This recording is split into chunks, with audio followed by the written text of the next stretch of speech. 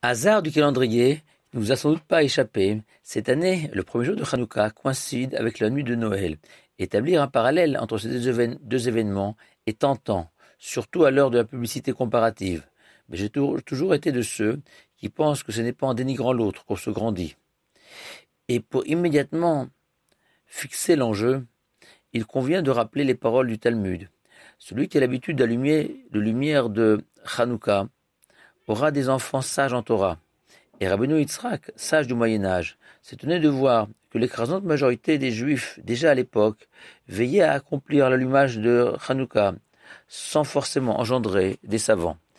Et le Meiri, sage de Perpignan, expliquait que la promesse du Talmud concerne uniquement ceux qui chérissent cette mitzvah et allument avec beaucoup de joie ces lumières, en se souvenant qu'au-delà de cette fiole d'huile qui éclaira 8 jours le temple de Jérusalem, nous commémorons surtout le fait qu'il y a plus de 2000 ans, les Grecs et leurs complices hellénisants régnaient sur la terre d'Israël. Ces Grecs que le Midrash associe aux ténèbres, car ils ont plongé les Juifs dans le noir en les aveuglant avec leurs scientifiques, en leur faisant croire que la Torah était devenue obsolète. Et allumer les lumières de Hanouka, c'est réhabiliter cette Torah, abandonnée, lui rendre tout son éclat, s'enthousiasmer pour ce retour de la Torah au sein du peuple juif, comme l'explique le Shem Ishmuel, que le propre d'une flamme est sa propension à sans cesse s'élever, monter, comme les Juifs vers l'Éternel, grâce à la Torah. Et notre parachat de Vayeshev aussi, cette idée que la lumière d'une Torah authentique seule est en mesure de rendre la vue à des Juifs aveuglés, apparaît dans le Midrash qui raconte que Yaakov a été effrayé par la description de toutes les superpuissances descendantes d'Esav à la fin de la paracha de Vaishlach. Et Yaakov s'est interrogé, qui pourra leur résister spirituellement parlant?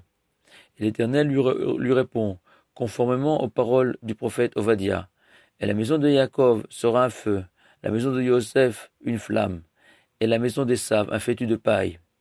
Yosef, le meilleur élève de son père, servira d'étincelle qui embrasera tout Israël face à Esav.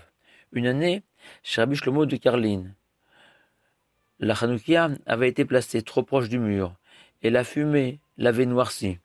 Le rabbi de Karlin demanda alors de ne pas nettoyer ces murs salis, mais au contraire de garder la marque de ces lumières de Hanouka tout au long de l'année. Au pied de la Hanoukia, les enfants cherchent des cadeaux, les adultes des beignets. Les gens qui en ont compris le sens seront à la recherche d'un nouveau souffle, d'une nouvelle envie d'étudier et d'apprendre la Torah. Shabbat Shalom à vous tous.